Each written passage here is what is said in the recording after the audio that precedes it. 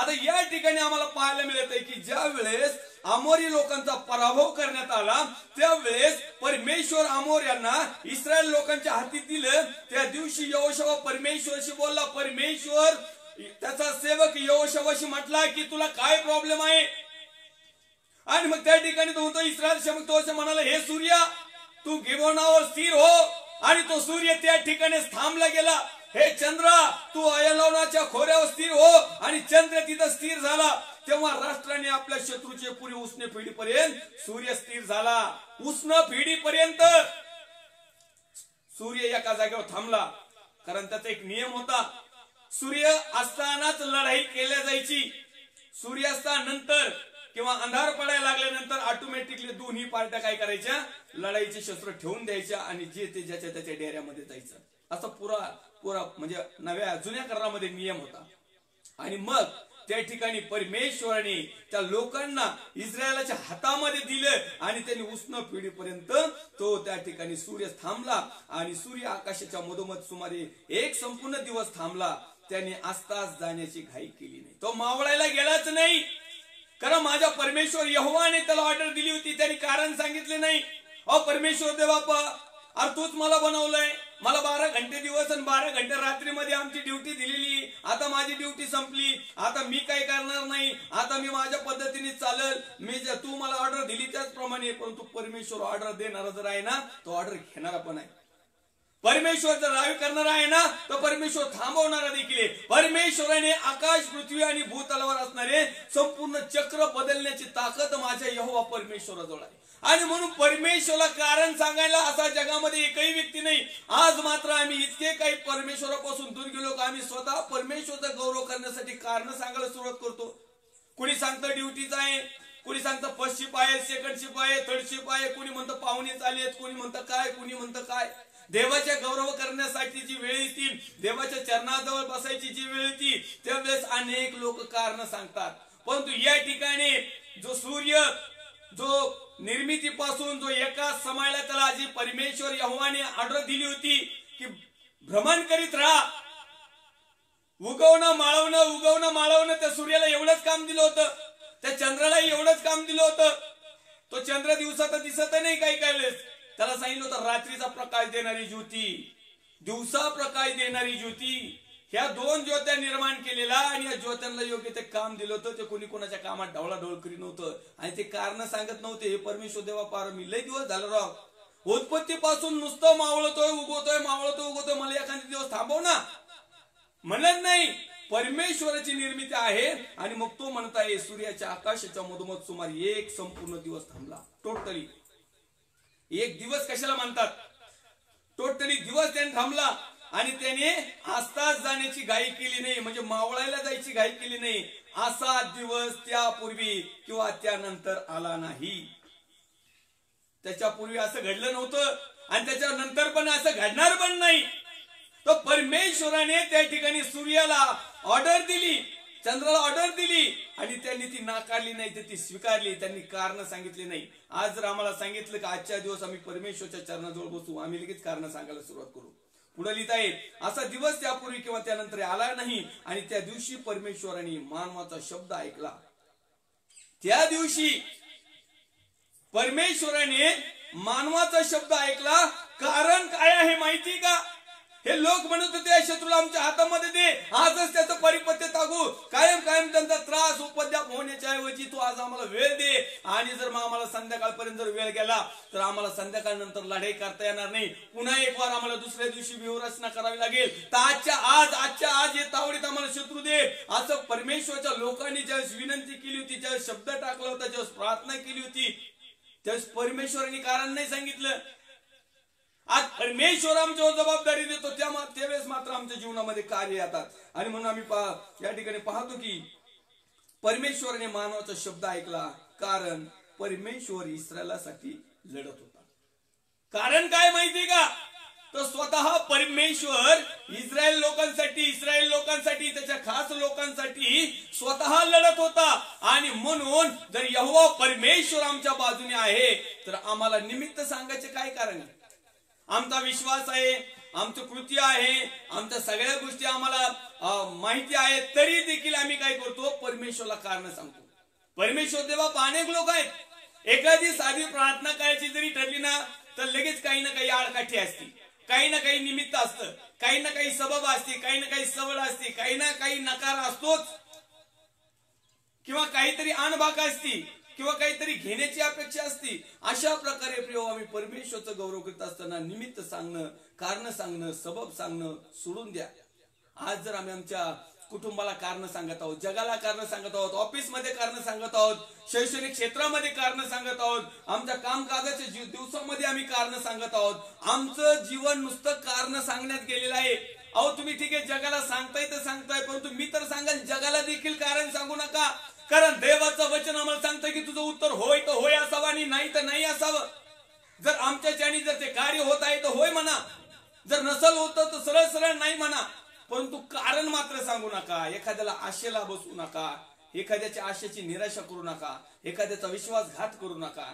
ज्यावेळेस प्रिय आम्ही निमित्त सांगतो, एखादा शब्द देऊन आम्ही जर निमित्त सांगायला सुरुवात केली, एखाद्याला शब्द देऊन जर आम्ही कारण सांगायला सुरुवात केली, एखाद्याला जर आम्ही शब्द देऊन आम्ही सबब जर सांगितली, एखाद्याला आम्ही जर शब्द देऊन सवड जर काढली, एखाद्याला शब्द देऊन जर आम्ही त्या दिवशी काम कुचरपणा केला, एखाद्याला शब्द देऊन जर ऐनवेळेस जर नकार दिला, तर प्रिय समोरच्या व्यक्तीला काय होतंय तुम्हाला माहिती आहे का?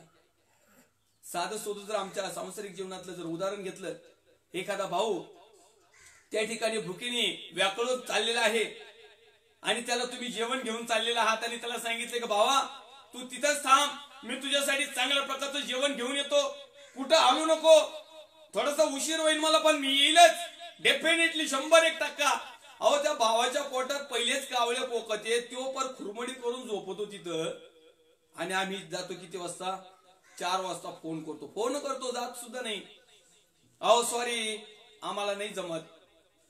एवढा वेळाचा जो पाय निमित्त, काहीतरी आमच्याकडे पाहुणे आलेत, आमचा गॅसच गेला, आमचे पैसेच नाहीत, आम्हाला कोणीतरी आणूनच दिलं नाही, काहीतरी नुसतं निमित्त सांगणे, कारण सांगणे, सबब सांगणे, सवड काढणे आणि काम कुचरपणा करणे आणि नकार देणे. त्याच्यापेक्षा सरळ सरळ तो भाऊ जर उपाशी पडतोय ना त्याच्याकडे बघूच नका ना. तुम्ही जर त्याच्याकडे बघून त्याला दिलासा देऊन जर त्याला जर देण्याच्या टायमिंगला जर तुमच्यामध्ये निमित्त आणि कारण येतं तर याचा अर्थ तुम्ही त्या भावाच्या विरोधात देखील पाप करतात आणि विशेष करून ज्या परमेश्वरा विरोधात तुम्ही पाप करतात. कारण तुमचं बोलणं होय तर होय आणि नाही तर नाही असावं.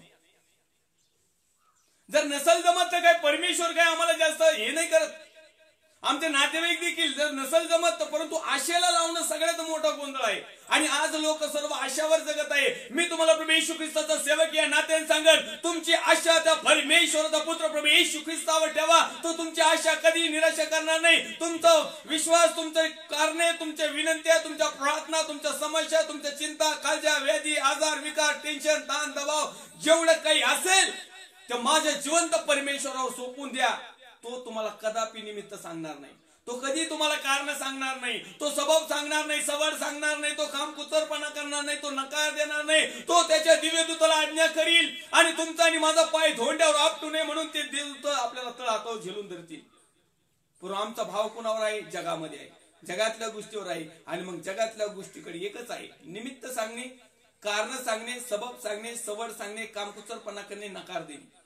ह्या गोष्टी जगाकडे आहेत, ह्या गोष्टी नातेवाईकाकडे आहेत. आणि ह्याच गोष्टी खेदाची गोष्ट आहे की बिलवस भाऊ बहीण आई वडील आणि याच्यामध्ये याजक सुद्धा सुटले नाही. याजक सुद्धा निमित्त सांगत आहेत, पाळक साहेब सुद्धा निमित्त सांगत आहेत, फादर साहेब देखील निमित्त सांगत आहेत, कडनीटर साहेब, बिशप साहेब, गुरुजी साहेब, तुमचे आणखीन कोऑर्डिनेटर साहेब, तुमचे कर्नल, मेजर काय काय साहेब असतील ना, वेगवेगळ्या संस्थेचे लय वेगवेगळे नाव साहेब लोकांचे, ते देखील निमित्त सांगायला सुरुवात केली. आणि म्हणून परमेश्वरचं वचन आम्हाला सांगतंय, जो मनुष्यावर भाव ठेवतो, जो मनुष्याला सर्वस्व काही समजतो, तो शापित आहे. त्याच्यापासून काही मिळण्याची अपेक्षा करू नका. मग तो याजक असाना, तुम्हाला लेक्चर देणारा पास्टर राजू अलट अहमदनगर मधून का असाना, भाव ठेवायचाच नाही, त्याच्यावर विश्वास ठेवायचाच नाही. कारण निम्या रात्रीच्या केव्हा त्याची सटकन आणि केव्हा तो निमित्ताने कारण सांगायला सुरुवात करील याची गॅरंटी नाही. तुम्ही फक्त विश्वास त्या जिवंत देवाचा पुत्र प्रभू येशू ख्रिस्त यावर ठेवा. देवाने पाठवून दिलेला सत्याचा कैवरी आत्मा त्याच्यावर ठेवा आणि देवाने दिलेल्या पवित्र शास्त्रातलं उत्पत्ती त्या प्रकटीकरणाचं जे पुस्तक जे आहे, तो शास्त्र भाग जो आहे, पवित्र शास्त्र आहे, त्या वचनावर ठेवा. वचन तुम्हाला कदापि दागा देणार नाही. वचन तुम्हाला वेळोवेळी सगळ्यात उत्तमातल्या उत्तम गोष्टीचं मार्गदर्शन करतील. पवित्र आत्मा तुम्हाला सगळ्या गोष्टीचा गायडन्स करेल. देवाचा पुत्र प्रभू येशू ख्रिस्त तुमच्या आणि माझ्यासाठी आमच्या यहोवा परमेश्वराकडे वकिली करेल, त्याच्याकडे मध्यस्थी करेल, त्याच्याकडे प्रार्थना करेल. आणि मग माझा स्वर्गातला पिता त्याच्या प्रभू येशू ख्रिस्ताच्या नावाने आम्हाला सगळ्या गोष्टी मोकळ्या करून देईल. आणि म्हणून मी मागच्या भागामध्ये पाहिलं होतं की सूर्य जो आहे तो त्या ठिकाणी दिवसभर थांबण्यावर आलेला आहे. परंतु या जगामध्ये हिंदू लोकांनी हाच सूर्याचा टॉपिक उचललेला आहे. परंतु हे सत्य परमेश्वराच्या वचनामधलं आहे. यहोवा परमेश्वराने तो रोखला होता. जगामध्ये कुणाची ताकद नाही, फक्त ट्रान्सलेट वेगळ्या पद्धतीने केलेलं आहे. अनेक गोष्टी आहेत की ते परमेश्वर यहोवा पासून घेतलेल्या आहेत आणि जगातला सैतानाने काय केलेलं आहे, जगामध्ये घालून वेगवेगळ्या धार्मिक रूढ्या, परंपरा, वडिलांपासून आलेल्या सगळ्या गोष्टीमध्ये थोडं शास्त्रातल्या काही गोष्टी टाकीतल्या, काही सत्य, काही अर्धसत्य, काही खोटं, काही स्वतःच्या मनाचं. आणि आज अनेक लोकांना तो फसवत आहे, अनेक लोकांना निमित्त सांगायला तो तयार केलेला आहे, अनेक लोकांना कारण सांगायला तयार केलेला आहे, सवड काढायला तयार केलेला आहे, कामकुचरपणा करायला तयार केलेला आहे, नकार द्यायला तयार केलेला आहे. आम्ही पाहतो परमेश्वरच्या नावाला मी धन्यवाद देऊया. यहोशुआचं पुस्तक आम्ही अध्याय क्रमांक 23 आणि वचन क्रमांक 10 मध्ये आम्हाला आणखीन एक महत्वाची विशिष्ट अशी घटना परमेश्वर या वचनाच्या माध्यमातून सांगत आहे आणि त्याला देखील कारण आहेत. यहोशुआचं पुस्तक अध्याय क्रमांक 23 वचन क्रमांक 10. तुमच्यातला एक जण हजारांना पळून लावील, कारण तुमचा देव परमेश्वर याने तुम्हाला सांगितल्याप्रमाणे तो स्वतः तुमच्यासाठी लढणार आहे. तुमच्यातला एक जण 1000 लोकांना पळून लाईल. एक जर नीतिमान, एक जर परमेश्वरला घेऊन वागणार असेल, एक जर परमेश्वरचा स्वीकार केलेला असेल, एकाने जर पवित्र आत्मा स्वीकारलेला असेल, एक जरा सत्यवचन जर माहिती पडलेलं असेल, तर 1000 लोकांना जे दुरात्मे असतील, पिळलेले बंधनात असतील, जोखडात असतील, टेन्शन, ताण, दबाव, आजार, विकार, सर्व प्रकारचे निमित्त कारण, स्वभाव, सवड, कामकुचरपणा, नकार देणारे सर्व लोक असे 1000 जरी असले ना, तर देवाचा एक सेवक यांच्यामध्ये असणारा अशुद्धपण पळून लावण्याचा त्याच्यामध्ये तेवढं सामर्थ्य देईल. कारण परमेश्वर तुमच्या आणि माझ्या वतीने लढणार आहे. परमेश्वर तुमच्या आणि माझ्या बाजूने लढणार आहे. येणारे प्रत्येक संकट असो, धोके असो, आजारी असो, विचार असो, कुठल्याही प्रकारच्या गोष्टी असो, तो तुमच्या आणि माझ्या बाजूने लढल. आणि म्हणून आमच्यात आम्ही ताकद, हिंमत धरणं खूप महत्वाचं आणि गरजेचं आहे. त्याचप्रमाणे आपण पाहूया यहोशुआचं पुस्तक अध्याय क्रमांक 24 आणि वचन क्रमांक 19. यहोशुआ लोकांना म्हणाला, तुम्हाला परमेश्वराची सेवा करवणार नाही. कारण काय? तो पवित्र देव आहे. तो ईर्ष्यवान देव आहे. तो तुमच्या अपराधांची व पातकांची क्षमा करणार नाही. व पापांची, अपराधांची क्षमा करणार नाही.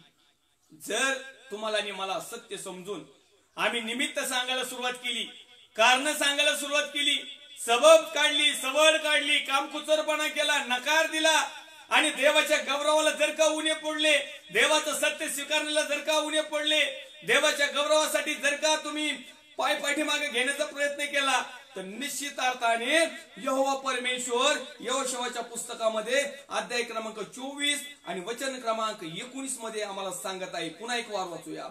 यहोशुआ लोकांना म्हणाला, तुम्हाला परमेश्वराची सेवा करवणार नाही. यहोशुआ देवाचा सेवक लोकांना म्हणत आहे, तुम्हाला परमेश्वराची सेवा करताच येणार नाही, तुम्ही करू शकत नाहीत.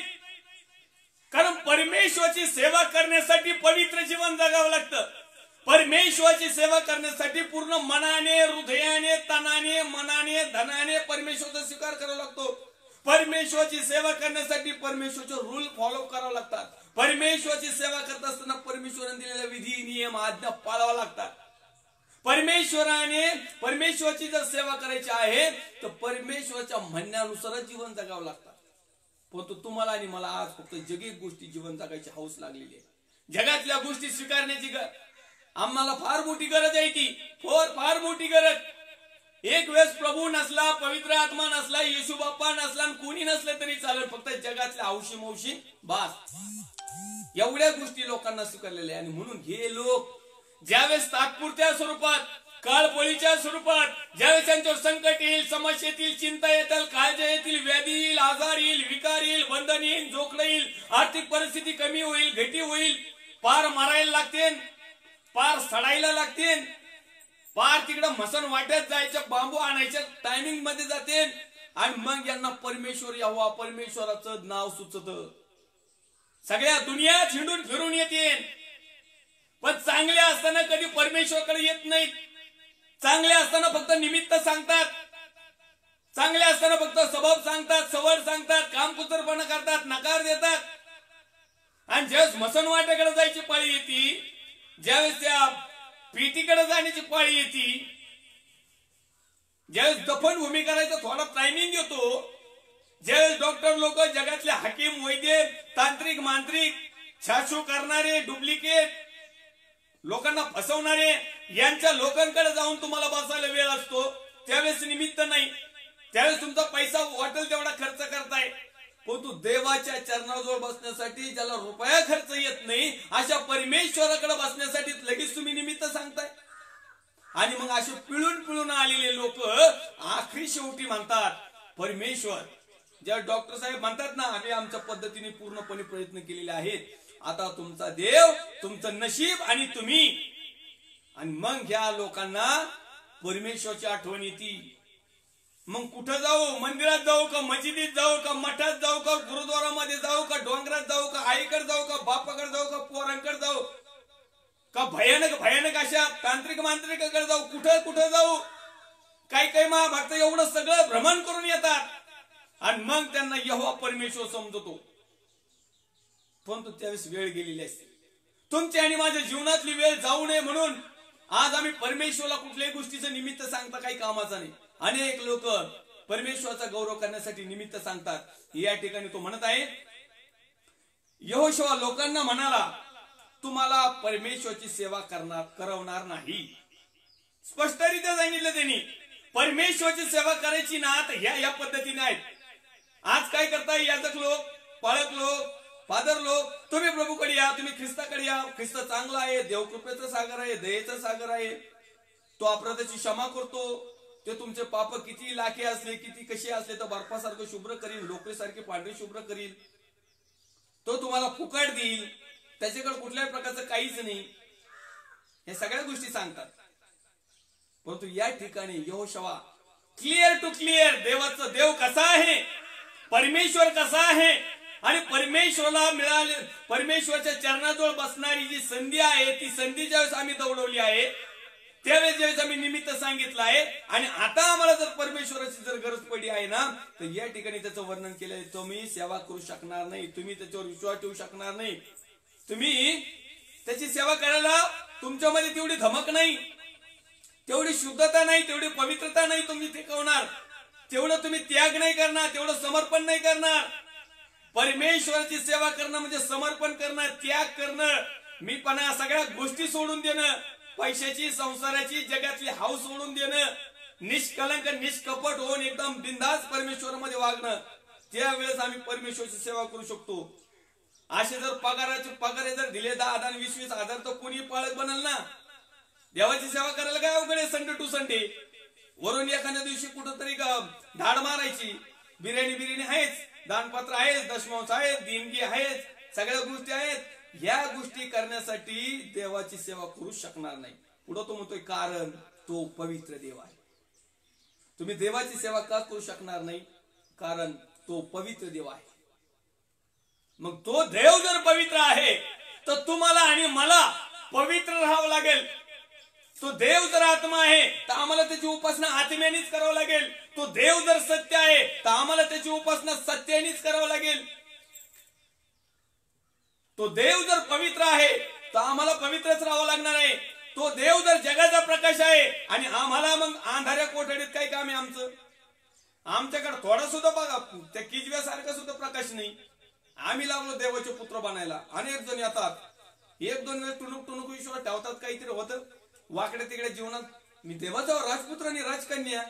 अरे बाबा सगळा अंधार भरलाय आतमध्ये सगळा अंधार, सगळं जगातलं काळं कुळं काम सगळे निमित्त सांगणे, कारण सांगणे, सबब सांगणे, कामकुचरपणा करणे, नकार देणे, देवाच्या प्रत्येक गोष्टीला आडवं येणे, देवाच्या आज्ञाविधी नियम काहीच न पाळणे, आणि म्हणून मी राजपुत्र आणि राजकन्या आहे का थोडस लवलेश?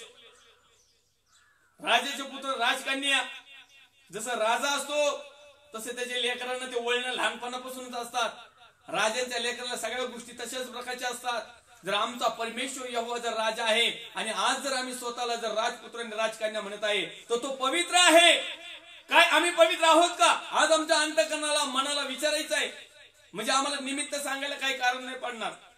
अनेक लोक काहीतरी विचारलं ना, नाही ते पवित्र आत्मा ते पाळक लोकांसाठी, आम्हाला काय करायचंय? आम्ही बिलिव्हर्स लोक आहेत, साधे सुधे येत, आम्हाला फक्त चर्चला येणं, दानपात्र देणं, दशमांश देणं, या गोष्टी एवढ्या शिकवलेल्या आहेत. आम्हाला काहीच सांगितलं नाही पवित्र राहायचं म्हणून. फक्त आम्हाला एवढं समजलं की याचकांनी पवित्र राहावं, पाळक वर्गाने पवित्र राहावं, याजक वर्गाने पवित्र राहावं, आणि बिलिव्हर्स भावानी सगळं गाळ्यात लोळून यावं.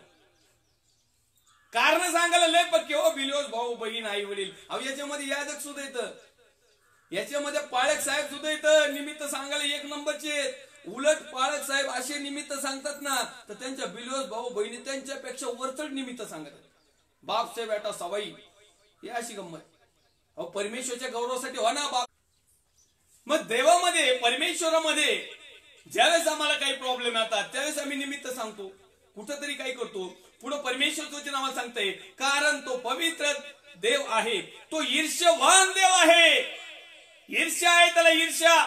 ज्यावेळेस त्याच्या विरोधात काम होतं ना त्याला ईर्ष्या निर्माण होती. तुमच्या पापाची अपराधाची क्षमा करायला तो परमेश्वर सक्षम आहे. तो मंद क्रोध देखील आहे, तो पापाची क्षमा करणारा देखील आहे, तो तारणारा देखील आहे. पण एवढी शुभवर्तमान, एवढी सुवार्ता सांगणं गरजेचं नाही. त्याच काळाच्या शेवटीला न्यायाच्या दिवसाच्या अगोदर देवाचा पुत्र प्रभू येशू ख्रिस्त लवकरात लवकर येत आहे, आणि त्याच्या अगोदर येण्याच्या अगोदर आम्हाला ही सुवार्ता देखील सांगणं खूप गरजेचं आहे. ही सुवार्ता सांगायला लागली की लगेच निमित्त. अहो पाळक साहेब तुम्ही पाळक आहेत, अहो तुम्ही चांगल्या गोष्टी बोला, तुम्ही प्रेमाच्या गोष्टी सांगा, तुम्ही फायद्याच्या गोष्टी सांगा, तुम्ही आनंदाच्या गोष्टी सांगा, तुम्ही हर्षाच्या गोष्टी सांगा. आम्हाला कसं आमचं डेव्हलपमेंट होईल अशा गोष्टी सांगा. या अशा गोष्टी सांगून तुम्हाला नरकात ढकलून द्यायला मला काय पिसाळू कुत्र चावलं नाही. मला देवाने शुद्धतेचा, पवित्रतेचा, संयमाचा आणि कधी न कुणाला न भिणारा भित्रेपणाचा आत्मा दिला नाही. ज्यांना ज्यांना ह्या गोष्टी दिलेल्या आहेत ना ते बरोबर त्यांच्या पद्धतीने निमित्त सांगतात, कारण सांगतात. नाही पाळक साहेबांच्या मुखातून चांगलं वाणी आली पाहिजे. जाऊ द्या चांगली वाणी ऐकून मसनान वाट्यात, जाऊ द्या चांगली वाणी ऐकून अधोलोकात. निमित्त काहीतरी निघतात. तो ईर्ष्यवान देव आहे. ज्यावेळेस परमेश्वरच्या विरोधात काम केलं जातं, मग तो याजक असो ना तर याजकाच्या घरच्या असू, नाही तर जगातल्या कुठल्या बिलिव्हर्स भाऊ बहीण आहे कुठली असू, परमेश्वर झडते घेणार आहे. आणि परमेश्वर ईर्ष्यवान देव आहे. तो तुमच्या अपराधाची व पापाची क्षमा करणार नाही. या ठिकाणी वचन स्पष्टपणे ऐका, पॉइंट नोट करून घ्यावा. यहोशुआचं पुस्तक अध्याय क्रमांक 24 आणि वचन क्रमांक 19 मध्ये लिहिलेलं आहे, कारण तो पवित्र आहे, तो ईर्ष्यवान देव आहे, तो तुमच्या अपराधाची व पातकाची क्षमा करणार नाही. क्षमा करणार नाही. कधी? जाणून बुजून तुम्ही जर त्याच गोष्टी करत आहेत, जाणून बुजून जर तुम्ही ते निमित्तच सांगत आहेत, कारण सांगत आहेत, सबब सांगत आहेत, सवडच काढत आहेत, कामकुचरपणा करीत आहेत, नकारच देत आहेत, नकारात्मक गोष्टी करत आहेत, सत्याला स्वीकारायच्या ऐवजी असत्य स्वीकारित आहेत, देवाच्या पवित्र आत्म्याच्या स्वीकारायच्या ऐवजी जगातला दुष्ट आत्मा स्वीकारित आहात. नको ज्या गोष्टी सांगितल्या नाहीत त्या गोष्टी करायच्या, ज्या गोष्टी करायला सांगितल्या त्या नाही करायच्या. हे ज्यावेळेस घटना एखाद्याच्या जीवनामध्ये होईल ना तर तो ईर्ष्यवान देव आहे. आम्ही याचा अर्थ परमेश्वराशी ईर्ष्यवान करतो. आम्ही ज्यावेळेस एखाद्याला निमित्त सांगतो ना परमेश्वराला सांगतो. अनेक लोक म्हणते नाही आम्ही परमेश्वराला कधीच निमित्त सांगितलं नाही, आम्ही फक्त पाळक साहेबांना सांगितलं. पाणी सुटलं होतं, गिराईक जास्त होते दुकानात आमच्या, मग आमच्या मनावर साथ पाहिल्या. हे निमित्त तुम्ही पाळक वर्गाला सांगितलेलं नाहीत, हे कारण तुम्ही पाळक वर्गाला सांगितलेलं नाहीत. ही सबब, ही सवड, हे कामकुचरपणा, हे नकार देणं पाळक साहेबांना नाही सांगितलं, तर पाळक साहेब फक्त निमित्त मात्र तिथं होते. बिलिव्हर्स भाऊ बहीण आई वडील निमित्त मात्र तिथं होते, पण तुम्ही डायरेक्ट परमेश्वरालाच निमित्त सांगितलंय. आणि मग परमेश्वराला तर त्याचा खरं माहिती. कदाचित माझा भाऊ माझ्याबरोबर काय बोलतोय, पत्नी काय बोलेल, मुलगा काय बोलत असेल, मुलगी काय बोलत असेल, बिलोस भाऊ बहीण आई वडील काय बोलत असतील, कदाचित त्यांची सत्य परिस्थिती मला ठाऊक नाही, परंतु ज्यावेळेस माझ्या बरोबर बोलतात त्यावेळेस त्याच टायमिंगला माझा यहोवा परमेश्वर त्या गोष्टी पाहत असतो. मग परमेश्वरला पक्का ठाऊक आहे का हे निमित्त खरं आहे का, हे कारण खरं आहे का, ही सबब खरी आहे का, ही सवड खरी आहे का, हे कामकुचरपणा उगाच केला का जाणून बुजून केलाय, यांनी नकार दिलाय, हे योग्य दिलाय का अयोग्य दिलाय, माझ्या यहोवा परमेश्वरला माहिती. मग यहोवा तुम्हाला आणि मला जर आम्हाला माहिती असून जर आम्ही या गोष्टी जर केल्या तर तो ईर्ष्यवान देव आहे. तो तुमच्या अपराधाची व पातकाची क्षमा करणार नाही. येशू का लहू सारे पापों से शुद्ध करता हमें. येशू ख्रिस्ताचं रक्त आम्हाला सर्व पापापासून शुद्ध करतं. आमेन, प्रेज द लॉर्ड. 100% करतं. पण तो कुणाच्या, अहो जो परमेश्वरला ईर्ष्या पेटवतात, जे परमेश्वरला निमित्त सांगतात, ते परमेश्वरचा गौरव करण्याच्या ऐवजी मूर्तीला गौरव देतात, परमेश्वरच्या नावाचा महिमा करण्याच्या ऐवजी एखाद्या मनुष्याला देतात, परमेश्वरला काही गोष्टी समर्पित करण्याच्या ऐवजी जगाला समर्पित करतात. सगळा भाव, सगळं दुकान, सगळं यांचं जगामधलंच. मग परमेश्वर यांच्या कोणत्या अपराधाची क्षमा करील आणि कशी करील, कारण तो ईर्ष्यवान देव आहे, त्याला देखील ईर्ष्या आहे. कारण त्याच्या समान ज्यावेळेस परमेश्वराचा दूत जो त्याच्यासाठी निवडलेला होता लुसिफर, सगळ्यात सुरुवातीचा मेन बॉस सैतानाचा, त्याला ईर्ष्या निर्माण झाली. त्याने कारण सांगायला सुरुवात केली, निमित्त सांगायला सुरुवात केली, कामकुचरपणा केला, नकार दिला आणि त्याने काय केलं, परमेश्वराला जे प्राधान्य देत होता ते त्याने कमी केलं आणि स्वतःला ते प्राधान्य घेतलं. स्वतःला त्या परमेश्वराच्या समान करायला सुरुवात केली आणि मी परमेश्वराच्या जागेवर बनल, मी परमेश्वर बनन, मी सर्व काही बनन, अनेक लोक माझ्याकडे येतील, अनेक लोकांना मीच आशीर्वाद देईन, अनेक लोकांच्या तेलाच्या बाटल्या ऐकायचा अधिकार होतो मलाच, पाण्यावर आशीर्वाद करण्याचा आशीर्वाद मलाच एकट्याला अन्य भाषा, मलाच एकट्याला प्रकटीकरण, मलाच एकट्याला भविष्यवाणी. परमेश्वराला क्रोध आणणाऱ्या गोष्टी. आणि मग परमेश्वर अशा ईर्ष्यवान जो देव आहे तो या पापांची चुकून सुद्धा क्षमा करणार नाही. जर परमेश्वर म्हणत आहे क्षमा करणार नाही तर प्रियो तुम्हाला आणि मला दुसरा ऑप्शन नाहीये. त्या ठिकाणी लिहिले, तुम्ही परमेश्वराचा त्याग करून परक्या देवाची सेवा कराल तर जरी त्याने तुमचे कल्याण केले असले तरी तो उलटून तुमचे अनिष्ट करील आणि तुमचा संहार करील. हे काय आहे, ज्यावेळेस परमेश्वराला खरं प्राधान्य देण्याच्या ऐवजी जे जगातले जे देव निर्माण झालेले आहेत, मी म्हणत नाही बिलिओस भावांना आणि बहिणींना नाही निवडलं ना तुम्ही विधर्मी दैवताचे जेवढ्या नावा प्रकारचे 33 कोटीचे देव आहेत ना, यांचं भजन पूजन करतात. नाही, सैतानाने आणखीन काही देव तयार केलेले ते लोकांना माहितच नाही. लोकांना फक्त हे दिसणारे देव आहेत 33 कोटी देव. माझं चॅलेंज आहे, ओपन चॅलेंज अख्ख्या जगाला, की 33 कोटी देवाच्या फक्त नावाची लिस्ट मला व्हॉट्सअपला पाठवून द्या. हे फक्त बोलवच्चन नुसतं म्हणायचं, उचलली जेव्हा लावली टाळ्याला 33 कोटी देव, त्यांची लिस्ट द्या, कोणते कोणते देव आहेत ते, हातावर बोटावर मोजण्यासारखे देव. त्याच देवाला 50 नाव देऊन त्याच देवाचं 1000 वेळेस नाव वेगवेगळं पलटी करून. देव एकच आहे, यहोवा परमेश्वर. आणि अशा प्रकारे लोक काय करत आहेत, हे झाले जगातले दिसणारे जे बिलिओस भाऊ बहिणी आई वडील यांना मानत नाही असं वाटतंय काय. अहो काही इथे पण येतं तिथे पण येतं. इथे प्रेज द लॉर्ड हालेलुया जे ख्रिस्त आमेन, आणि तिकडेही नमस्कार अजून XYZ. अशा दोन्ही तत्वावर चालणाऱ्या लोकांना परमेश्वर क्षमा करणार नाही. ईर्ष्यवान देव आहे तो. सुरुवातीला तुमचं थोडंसं कल्याण होईल. 20व्या क्रमांकाचं वचन सांगतं, तुम्ही परमेश्वरचा त्याग करून जर परक्या देवाची सेवा कराल तरी त्याने तुमचे कल्याण केले असले तरी तो उलटून तुमचे अभिष्ट करील आणि तुमचा संहार करील. घडीभर तुम्हाला वाटत नाही लय देवी पावली, लय आमक्याची माऊली मला पावली. काही वेळेस होईल ती पावली, पण जेव्हा तुमची पावली गुल करीन ना मग तुम्हाला समजन की देव कसा ईर्ष्यवान देव आहे. सुरुवातीला काय होत नाही, आता जरा बरं वाटत आहे, लय खुश वाटत, लय आनंदाचं वाटत आहे. पण जर का तुम्ही त्या टायमिंगला निमित्त सांगू शकणार नाही, प्रभू आम्ही तर तुझ्याच आईला मानित होतो, तुझ्याच बापाला मानित होतो, तुझ्याच पुत्राला मानित होतो, तुझ्याच साधू संत होते, तुझ्याच सगळे बिलिओस भाऊ बहीण शिष्यगण होते, आम्ही त्यांना देव म्हणलो, आणि मग हे वचन काय खोटं आहे का? तिथं आम्हाला निमित्त सांगायची गरजच पडणार नाही. निमित्त नाही सांगायचं, कारण सांगायचं नाही, सबब नाही, सवड नाही, काम नाही, कुचरपणा नाही, नकार नाही, हुकार नाही. तिथं गप पडायचं अधोलोकामध्ये, निवांत पडे राहो. या गोष्टी प्रिय आम्हाला आता समजणं गरजेचं आहे. जर वेळ गेला, विषय जर गेला, जर का परिस्थिती बदलली, जर परमेश्वरचा पुत्र प्रभू येशू ख्रिस्त न्यायाधीश बनून जर आला, तर त्याला सबब सांगायला आम्हाला चान्सच नाही. काय सांगू शकतो आम्ही? अनेक लोक वेगवेगळ्या प्रकारची पूजा अर्चा करतात. हे झालं बाह्य देखावा. परंतु या अंतःकरणामध्ये, या मनामध्ये, या हृदयामध्ये ज्या परमेश्वराचं वसतिस्थान आहे, तिथे देखील लोकांनी परमेश्वराला ईर्ष्या पेटवलेला आहे. या पवित्र आत्म्याला झुगारून दिले, या पवित्र आत्म्याला लुचपुच करून टाकले. या देवाने दिलेल्या पवित्र आत्म्याची वाट आता विसायला लागली आणि यांचे जगातले आत्मे धना पेटायला लागलेत मशेलीसारखी. असा मोठा ढोण्या झाला झाला यांचा.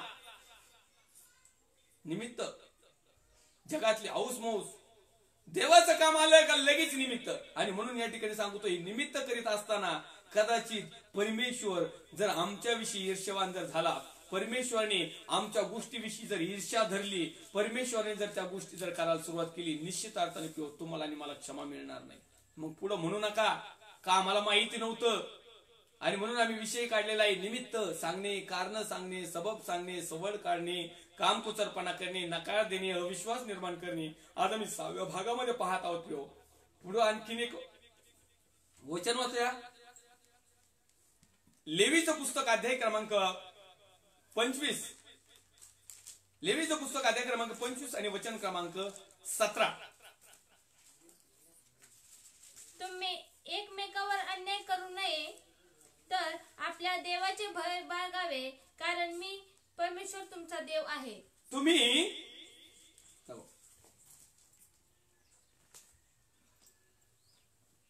तुम्ही एकमेकावर अन्याय करू नये, तर देवाचं भय बाळगावं.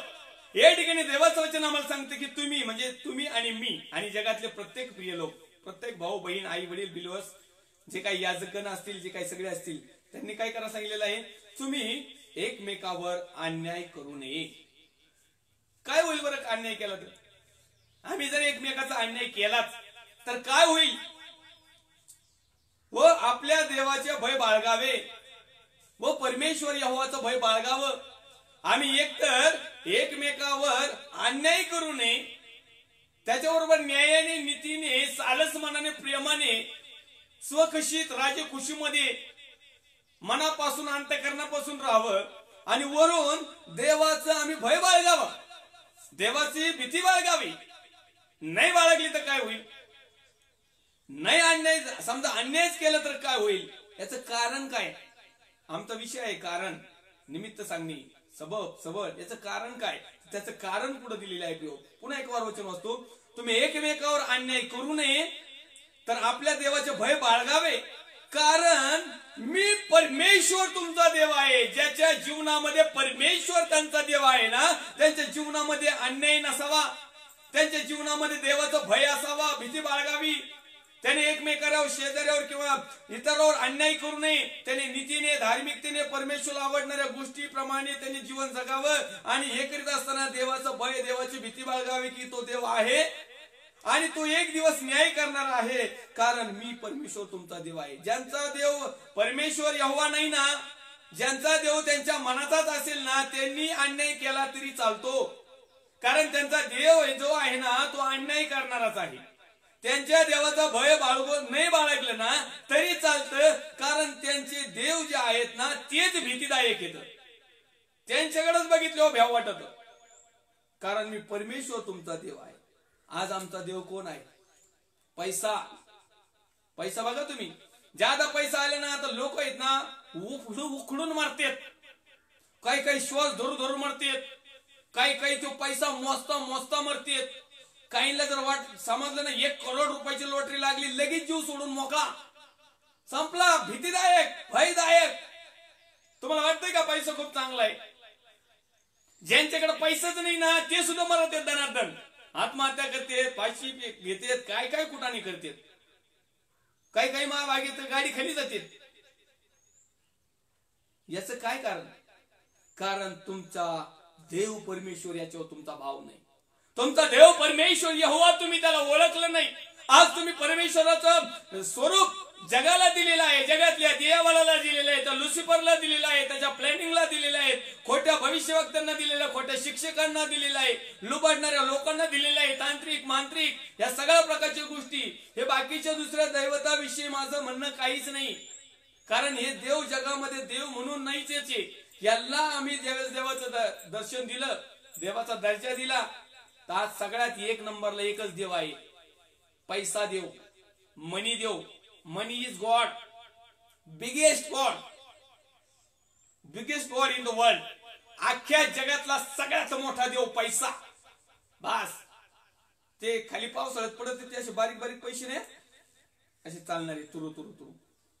तो पैसा आहे ना, आज इथं तर उद्या तिथं, तर उद्या तिथं. तो कुणाकुणाचं लक्ष वेधून घेतो. आणि हा पैसा ज्याच्या जवळ आहे किंवा पैशाच्या पाठीमागे लागलेले लोक आहेत ना, हेच लोक एकमेकावर अन्याय करतात. पण तुझे परमेश्वर यहोवा बरोबर आहेत, ज्यांचा देव परमेश्वर आहे, जे परमेश्वराची भीती धरतात, जे परमेश्वरावर बिलीव्ह करतात, जे परमेश्वराला कुठल्याच प्रकारचं कारण निमित्त सवड काम कुचरपणा नकार देणं काहीच करत नाहीत ना, असे लोक कधीच कुणावर अन्याय करीत नाहीत. अन्याय करायची गरजच पडत नाही. कारण परमेश्वर त्यांना ज्याही स्थितीमध्ये आहे त्या स्थितीमध्ये आशीर्वादित ठेवतो. त्या लोकांकडे काही जरी नसलं ना, तरी ते लोक कुणावर अन्याय नाही करीत. त्यांच्या पुढं आमच्याकडे एक कुत्रं होतं, त्याचं नाव होतं टॉमी.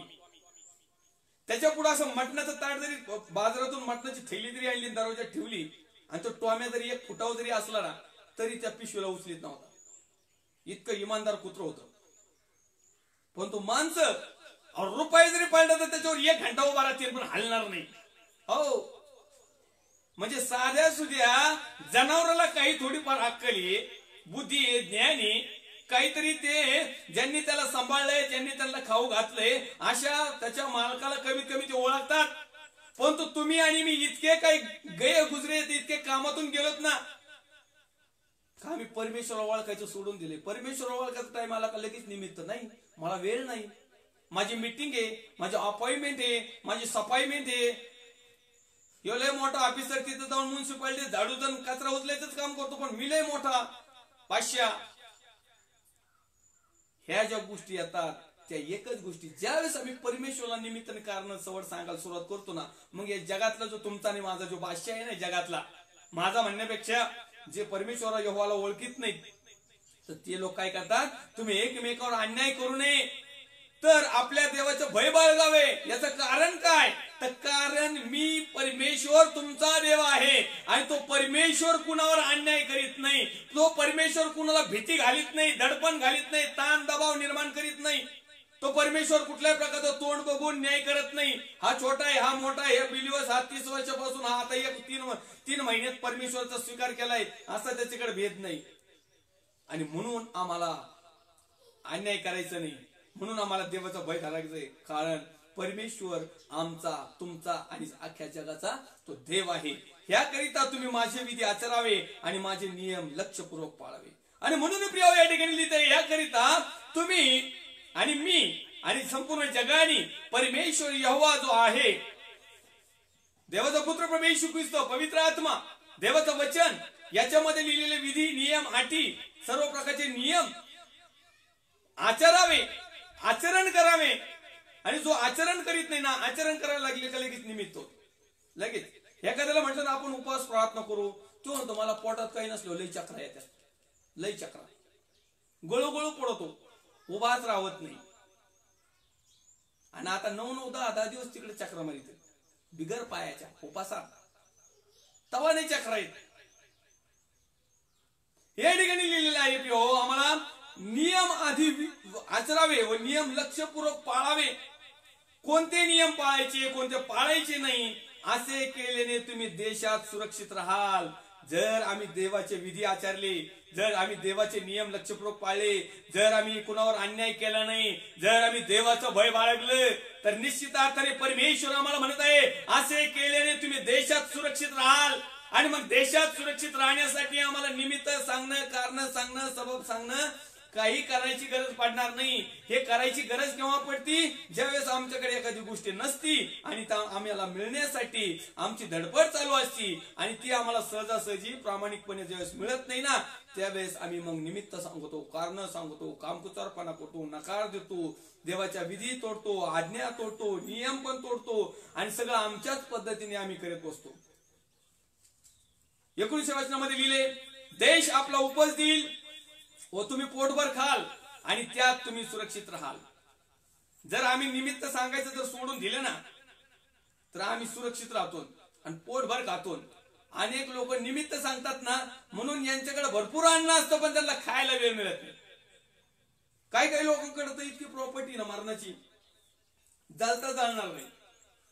डायबिटीज, कुणाचं मुळ्यात, कुणाचं काय काय दुखत आहे ना, आता ते डॉक्टरकडे जावं लागेल, विचार लिस्टच काढावं लागेल. हे खायचं नाही, ते खायचं नाही, ते खायचं. मग खायचं तरी काय, जगायचं तरी कसं, जगतो तरी कशाला? मग एवढी मोठी सगळी जर प्रॉपर्टी आहे, या प्रॉपर्टीसाठी सगळे निमित्त सांगून सांगून, कारण सांगून सांगून, कामकुचारपणा करून, डुप्लिकेट करून, अन्यायबाजी करून, देवाला कुठल्या प्रकारचं भीतीने दडपून, एवढं लाखो करोडो अब्जो रुपयाचा मोलेन आता जर तुला खायला जर नीटनेटकं नाही खाता येत तर जगतो कशाला? या ठिकाणी वचन सांगत आहे. पण जर आम्ही जर परमेश्वराचा नियम जर पाळला, जर आम्ही कुणावर अन्याय केला नाही, आम्ही देवाचं भय बाळगलं, आम्ही देवाचे विधी आचरले, देवाचे नियम लक्षपूर्वक पाळले, तर आम्ही सुरक्षित राहू. आम्हाला आजार, विकार, समस्या, चिंता, काळजा, व्याधी, आजार काहीच येणार नाही. आणि वरून तो म्हणतो आपला उपज देईल ते तुम्ही पोटभर खाल. उपाशी कोणी झोपणार नाही. आज गरीबातल्या गरीब, भिकारीतल्या भिकारी गरीब जा, मस्त पैकी पाची पकवण्याचं अन्न खाऊन बिंदास तिकडे रस्त्याला झोपत येत, काट्या कुठ्या झोपत येत, गाणी गुणी झोपत येत, आजार नाही, विकार नाही, मच्छरात झोपत येते. मी येतोय तर मच्छराला किव येत असं यांना चावावं कसं? पण आम्ही राजमहाला गादीमध्ये अन्यायाने मिळवलेले निमित्त कारण सांगून सांगून परमेश्वरापासून दूर गेलेले लोक किती चांगल्या मला झोपा, तुम्हाला गोळ्याचा ढोस दिल्याशिवाय झोपच येत नाही. आणि एकदा त्या गोळ्याचा पॉवर कमी झाला, रातभर सिलिंग फॅनकडे बघितल्याशिवाय तुम्हाला दुसरा पर्याय नाही. आणि म्हणून देवाने जर आम्हाला वेळ दिलेली आहे तर त्या वेळेमध्ये आम्ही परमेश्वराच्या दृष्टिकोनातून त्याचं भय बाळगावं, अन्याय करू नये, विधी आचरावे, नियम लक्षपूर्वक पाळावे, म्हणजे आम्ही देशात उपस्थित राहू, देशात सुरक्षित राहू आणि आम्ही पोटभर खाऊ आणि त्यात तुम्ही सुरक्षित राहाल. शेवटचं वचन वाचतो प्रिय. तुम्ही कदाचित म्हणाल आम्ही 7व्या वर्षी काय खावे, कारण त्या वर्षी आम्हाला पेरवायचे नाही व शेताचे उत्पन्नही जमा करवायचे नाही. 21 वचनामध्ये तो म्हणत आहे, पण 6व्या वर्षी मी तुम्हाला अशी बरकत देईल की जमीन तुम्हाला 3 वर्षाचे उत्पन्न देईल. मग 8व्या वर्षी तुम्ही पेराल आणि जुना साठा खात राहाल. 9व्या वर्षाचे पीक हाती येईपर्यंत तुम्ही जुना साठा खात राहाल. संपता संपणार नाही. परमेश्वर म्हणत आहे, जर त्याच्या रूल प्रमाणे, नियमाप्रमाणे, विधीप्रमाणे जर प्रिय तुम्ही आणि मी जीवन जगण्याचा निश्चित नेटाने जर प्रयत्न करत आहोत तर निश्चित अर्थाने परमेश्वराला आम्हाला निमित्त सांगायची गरज नाही. काही लोकांनी निमित्त काय सांगतात, अहो काही खायलाच नव्हतं, खाण्याचा बंदोबस्त करण्यासाठी तर आम्ही चर्च बुडवलं. आता एवढ्या दिवस चर्चच बुडीत होता म्हणून तो तुला खाण्याची वाण पडली. एवढ्या दिवस जेव्हा परमेश्वरावर विश्वास ठेवतच नव्हता, इतक्या दिवस फक्त निमित्त सांगणे, कारणे सांगणे, सबब सांगणे, सवड सांगणे, कामकुचरपणा करणे, नकार देणे, जगामध्ये हिंडणे फिरणे, जगाची आयुषबाजी करणे, जगातल्या मोहपाशामध्ये गुंतणे, याला लूट त्याला लूट, याला टोपी दी त्याला टोपी दी, असं करता करता मग परमेश्वर म्हणतो ना की मी ईर्ष्यवान देव आहे, मी तुझ्या पापाची क्षमा करणार नाही.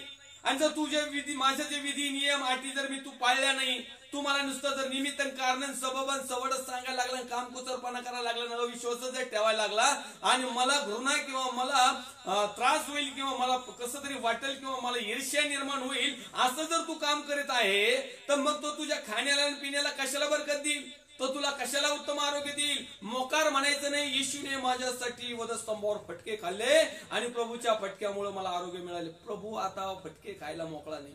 ज्यावेळेस खाल्ले ते खाल्ले, आता तो फटके द्यायला येणारी ही सुद्धा सुवार्ता आहे, हा सुद्धा विषय आहे. देवाचा पुत्र प्रभू येशू ख्रिस्त ज्यावेळेस येईल ना, तो इमॅन्युअल तारणारा, आम्हास आणि आमच्या जवळ असणारा, आता इसरून जा, आता तो अख्ख्या जगाला दांडकं घेऊन येणारी न्याय होणार आहे. आणि मग त्या न्यायाच्या समयाला आम्हाला निमित्त सांगायची चान्सच नाही हो, ठेवलंच नाही. आम्ही जर म्हटलं ना प्रभू हे आम्हाला माहित नव्हतं, परमेश्वर सांगेल की त्या भूतलावर असताना तुमच्या जवळ आसपासच्या खेडेगावामध्ये, सिटीमध्ये, राज्यामध्ये, देशामध्ये देवाने काही सेवक ठेवलेले होते आणि त्या सेवकांनी वचनाच्या माध्यमातून तुम्हाला सांगितलेलं होतं. आता तुम्ही किती